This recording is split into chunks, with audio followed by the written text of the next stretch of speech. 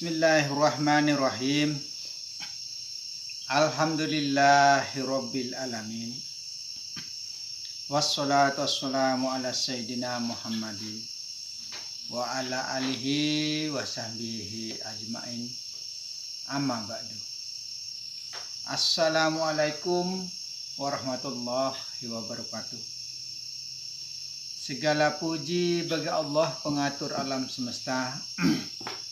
Selawat beserta salam kami limpahkan kepada junjungan Nabi besar Muhammad sallallahu alaihi wasallam beserta para sahabat beliau dan para keluarga.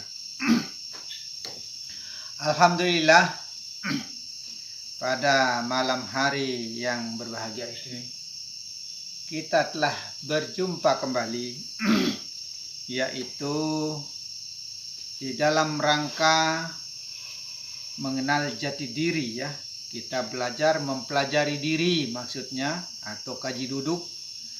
Di mana kita duduk, di situ kita mempelajari diri supaya kita kenal diri, supaya kita tahu diri, supaya kita paham diri bahwa sebenarnya siapa diri kita ini sebenarnya. Nah itu, siapa sebenarnya diri kita ini? Inilah yang akan kita pelajari supaya benar-benar kita memahami. Ya. Kita masih lanjut ya. Kita masih lanjut penguraian 3 ikan berkepala satu ya, atau sindiran samaran. Sebenarnya kita ini disindir ya. Semua kitab caranya itu menyindir sebenarnya. Akan tetapi kita tidak pernah memahami bahwa kita ini selalu disindir. Tidak pernah kita bisa pahami bahwa kita ini selalu disindir. Maka orang-orang terdahulu ya, orang-orang terdahulu itu caranya, contoh ini maksudnya ya. Kalau mau mendekat kepada perempuan atau wanita ya, dia menggunakan pantun caranya. Zaman-zaman terdahulu. Dan saya masih temukan semasa-masa itu ya. Saya masih ingat. Semasa itu kita panen padi itu ya, padi zaman dulu itu 10 bulan baru panen. Nah itu, padinya lebih tinggi daripada kita berdiri. Nah, itu disebut dengan padi merah, padi berbulu, karena ada bulunya ya. Nah, itu. Kalau istilah kita di Lombok sana, ngerangkap namanya. Ngerangkap itu sebenarnya bahasa-bahasa orang terdahulu ya. Ngerangkap itu kita, kalau istilah Jawa ngane-ane ya. Ngane-ane padi. Kalau istilah Lombok sana ngerangkap. Sebenarnya bahasa-bahasa orang-orang tua terdahulu bilang ngerangkap itu ya, merangkap sebenarnya, merangkum maksudnya semua apa yang ada di dalam diri kita ini supaya merangkum menjadi satu di dalam zat. Sebenarnya itu yang dimaksud dengan ngerangkap. Itu bahasa Lombok ya. Kalau bahasa Jawanya ngane-ane. Nah, itu biasa disebut istilah Jawa yang ngane-ane. Itu sebenarnya ada kaitannya juga sebutan ngane-ane itu dengan bahasa Lombok ya. Apa kaitannya? Saknene Allah, maka ada kata istilah Lombok itu ya. Nek kaji sak kuasa. Sebenarnya bukan nenek maksudnya ya. Nek kaji ini semua itu disebut dengan ngane-ane itu sebenarnya, tapi kita disindir tidak pernah mengerti bahasa sindiran. Nek kaji selapu searak niki sak kuasa. Nah itu bahasanya, bahasa terdahulu, tapi kita disindir tidak pernah memahami kita bahwa disindir sebenarnya. Nah, terus kita saat terdahulu itu ya, kita panen padi ngerangkap atau ngani-ani itu ya, itu kita itu berpisah tempatnya laki-laki dan perempuan, bukan gabung ya. Enggak, kalau sekarang mau kerja apa, gabung jadi satu perempuan, makanya cepat hamil sekarang. Karena apa? Gabung semua laki dan perempuan. Kalau dulu tidak. Di sebelah sana perempuan semua, sebelah sini laki-laki semua. Tidak bisa berdekatan zaman dahulu. Sama dengan kita itu pergi nganjang atau midang ya. Pergi midang itu, ceweknya di sudut sana, kita di sudut sini. Nggak bisa dekat-dekatan. Tidak seperti zaman sekarang. Pegang-pegangan, peluk-pelukan, mesra-mesraan. Nah, hal-hal yang seperti ini, maka adab kita terdahulu dengan adab kita sekarang sudah berbeda. Tapi kalau anak-anak sekarang bilang zaman now Pak katanya. Masya Allah, zaman now. Tapi zaman now itu nggak kalah sebenarnya zaman kuno ya. Zaman kuno lebih pas, positif. Mempunyai adat, mempunyai adab. Nah itulah adat istiadat yang teradab ya. Adab kita kepada negara, adab kita kepada sesama manusia, dan tunjukkan adab kita kepada Allah Subhanahu wa Ta'ala. Sebenarnya itulah makanya dikatakan nek kaji sak kuasa, bukan nenek kaji. Nenek itu pengertiannya kalau bahasa umum di Indonesia ya, itu bisa diartikan kakek nenek kita. Pemahaman kita salah sebenarnya. Nah, hal-hal dan kekeliruan seperti ini harus kita luruskan sebenarnya, harus kita benahi. Maksudnya ya nek kaji. Nah, berarti ini semua yang kita miliki ini maksudnya yang kuasa. Perhatikan itu. Nah, itu sebenarnya ya. Maka di sini kita masih disindir. 3 ikan berkepala satu. Dalam artinya Allah, Adam, Muhammad. Terdiri dari 3 ya. Allah, Adam, Muhammad. Yang mana Allah ya. Yang Allah itu adalah hayatmu, hidupmu, kehendakmu, iradatmu ya. Kalamullah. Nah itu sifat 20. Kita tidak akan lepas dari sifat 20 itu. Tapi kita selalu mengabaikan sifat 20 ini. Bahkan sebagian kita di dalam syariat ada yang tidak mau meyakini dan tidak mau mempercayai bahwa sifat 20 itu. Padahal sifat 20 itu diciptakan ya. Sifat 20 itu diciptakan bukan sembarang ya. Secara berhaluat caranya menciptakan sifat 20 itu. Bagaimana caranya membuktikan kebenaran Allah nyata pada diri. Sebenarnya seperti itu. Tapi kita ini tidak pernah bisa memahami bahwa kita itu disindir. Tadi saya pernah mengatakan kalau zaman terdahulu laki dan perempuan itu saling menyindir caranya bicara. Tidak seperti zaman now, zaman sekarang ya, los-losan saja, blak-blakan saja apa maunya.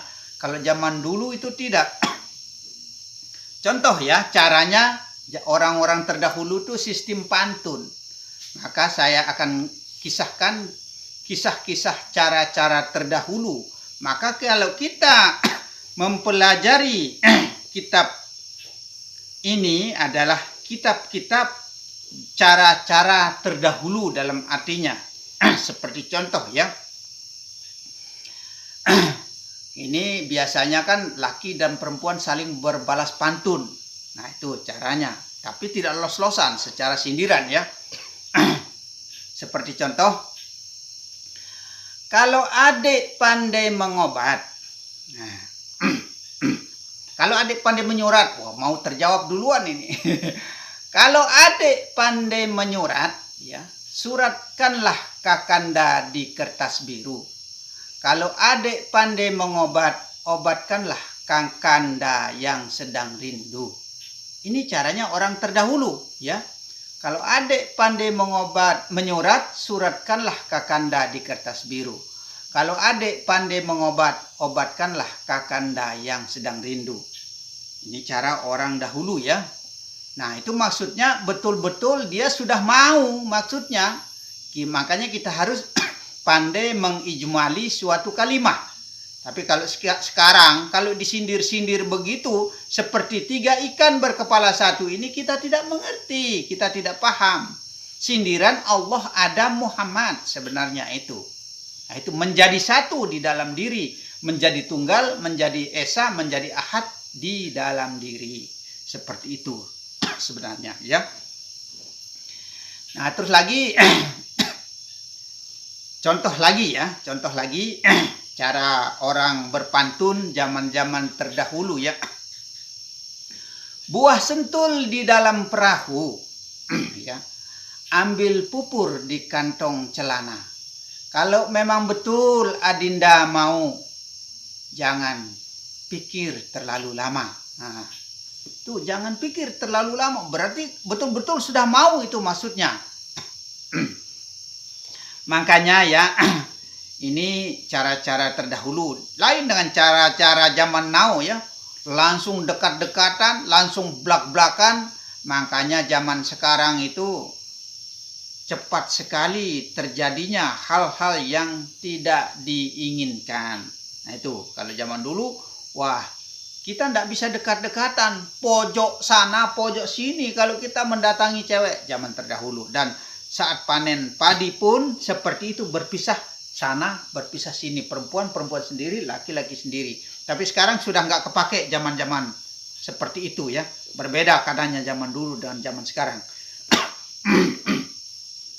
Kita akan lanjutkan ke tema pembahasan kita, ya. Itu sebagai contoh gambaran, dalam artinya sindiran-sindiran cara-cara terdahulu. Itu saja intinya. Pasal yang keempat, ya. Pasal yang keempat dari pembahasan 3 ikan berkepala satu, yaitu menandakan Allah, Adam, Muhammad menjadi satu, menjadi esa, menjadi tunggal, menjadi ahad di dalam diri. Begitu. Mana yang Adam? Badan kasar ini yang Adam. Mana yang Muhammad? Yang dalam ini. Di dalamnya badan ini, termasuk juga kenyataannya pada diri yang nyata zahir ini. Nah, itu. Maka Adam dan Hawa sebenarnya badan beserta nyawa. Itu nyawa itu yang menghidupi, dalam artinya napas ini yang dimaksudkan sebenarnya. Maka Adam dan Hawa, nah itu Muhammad, kenyataan nurnya, kenyataan nur yang menghidupi, menyinari, menerangi cahaya yang terang benderang di dalam diri. Maka Allah, Adam, Muhammad beserta Hawa menjadi satu di dalam diri. Begitu. Muhammad itu adalah nurnya yang dimaksudkan, ya. Karena tidak akan aku ciptakan bumi dan langit ini kalau bukan karena kebesaran nurmu, wahai Muhammad. Maka semua ini ada karena nur Muhammad. Nah, itu. Pasal keempat, ya. Keterangan rahasia pada pembahasan tekad pada ilmu makrifat. Itu. Sesudah saya menerangkan uraian pada bagian pertama, kedua, ketiga, yang pertama, kedua, dan itu kan sudah kita bahas, ya. Sekarang yang ketiga, yang tersebut di atas, yang kemarin-kemarin maksudnya, ya. Yang sekarang saya menerangkan rahasia, ya. Saya akan menerangkan rahasia yang saya anggap penghabisannya tekad pada ilmu makrifat, ilmu pengenalan kepada Allah, atau ilmu pendekatan kepada Allah, begitu. Sekarang kita sama-sama mengingatkan ya serta menjawab, apakah telah sepandangan? Maksudnya apakah kita ini satu pemahaman, satu pengertian, sepaham maksudnya? Apakah kita ini sepandangan atau sepaham ya? Kebenarannya bahwa Allah itu ya kita. Itu Allah itu ya kita. Atau Allah bersatu pada jasad. Itu Allah itu bersatu pada jasad. Nah itu. Jikalau sebenarnya telah mengerti, seandainya kita sudah memahami dan kita sudah sepaham, sepengertian maksudnya, jawablah soal ini. Nah itu. Apa sebab kita tidak berkuasa sebagai Allah? Nah, kenapa kita itu tidak berkuasa sama seperti Allah maksudnya ya? Jikalau belum mengetahui, sekarang saya beritahu. Saya akan memberikan pemahaman maksudnya. Makanya kita tidak dapat berkuasa ya. Makanya kita tidak bisa berkuasa seperti Allah ya. Secara jasad, secara roh, kita kecampuran anasir. Kita itu, makanya kita tidak bisa berkuasa sama seperti Allah itu. Karena kita ini kecampuran anasir. Ana itu artinya aku. Sir itu artinya rahasia. Tapi karena digabungkan di sini menjadinya anasir ya. Nah, itu karena kita kecampuran anasir. Itu kecampuran rahasia. 4 macam atau kecampuran keterangan kecampuran keterangan cara yang tersebut pada bagian kedua di atas ya, yang sudah kita jelaskan maksudnya di konten yang lalu maksudnya. Jika hidup kita atau rasa ya, atau jika seandainya hidup kita atau rasa kita maksudnya hanya sekedar bersifat ya, bersifat hamba, seandainya hanya sekedar bersifat hamba,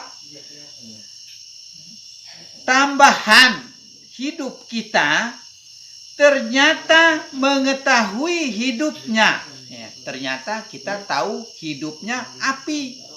Itu makanya panas badan ini ya, bukti nyatanya ya. Makanya badan ini bisa panas. Itu apalagi kalau kita bergerak, berkeringat, panas karena ada api di dalam tubuh ini. Dan angin. Nah itu, maka ada udara ya di dalam tubuh juga. Nah itu. Serta air. Maka kita tidak bisa lepas dari api ya, tidak bisa lepas dari angin dan tidak lepas dari air. Maka badan kita ini berair. Dan tanah ya, kita juga tidak bisa lepas dari tanah. Tidak bisa lepas dari tanah. Tempatnya, contohnya ya, tanah itu tempat kita berpijak dan tanah itu juga tempat kita bercocok tanam dan mencari kehidupan. Nah itu. Jadi hidup terlebih besar atau terendah ya, hidup terlebih besar atau terendah. Seandainya kita hanya pemahaman kita maksudnya hanya kepada tanah, air, api dan hawa saja maksudnya, rendah jadinya hidup kita. Begitu maksudnya ya. Rendah jadinya hidup kita. Contoh ya. Tanah ini kita beraki. Tanah ini kita kencingi. Nah itu. Kita kotori. Nah itu. Akhirnya rendah jadinya. Itu. Kalau kita kembali kepada tanah, kembali kepada air, kembali kepada api, rendah jadinya. Nah itu karena dia itu adalah barang ciptaan, tercipta ya, yang disebut dengan af'al. Setiap disebut dengan af'al, barang ciptaan, maka setiap barang ciptaan ia akan mati untuk selama-lamanya. Badan ini maksudnya akan mati untuk selama-lamanya, bahkan tidak akan bisa, tidak mampu berbuat apa-apa kecuali atas kehendak Allah sebenarnya. Mulai sekarang mencoba serasa, maksudnya serasa ini mulai sekarang ini kita akan mencoba untuk menjadi satu rasa, maksudnya satu rasa dengan siapa?